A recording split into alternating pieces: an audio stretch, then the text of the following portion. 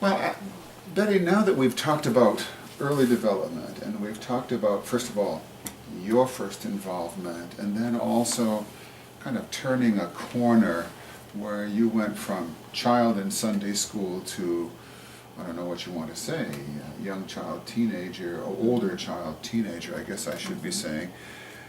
We want to get specifically into your children's work. I know that your work with Sunday school continued to play an important part in your teenage years, but I understand you also met somebody at this point who was to play a pivotal role in your life. Could you tell us a little bit about that?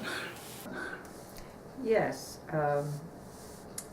there's lots to tell, but the one thing that we always thought was funny was when Tom would get asked these kind of questions about how he got going to church, he said, well, he didn't think it was too bad to spend an hour in church when you could get to go on the Gracie family picnics on Sunday.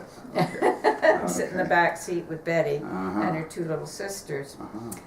So that's how we got going to church. The gentle ushering in, Yes, I guess you'd have to say.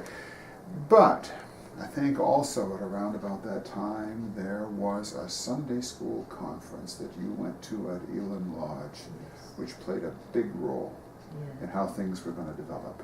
Yes, by this time I had a department of 9 to 11-year-olds, and I think there were about 50 of them in this. And we took a speaker named Greta Clark, a tall, strong lady, beautiful. If anyone's seen The End of the Sixth Happiness, they've seen her story.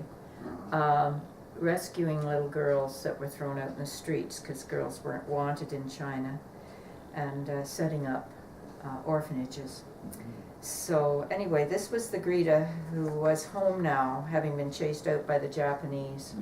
And these children were lucky to hear her. And one girl had her life changed. God got to her in a very special way, like he does to all of us. One of your girls. Yes, one of our teachers, Mila. Anyway, Mila had this life-changing experience, and on the Sunday after, I said, Mila, how do you share just your experience?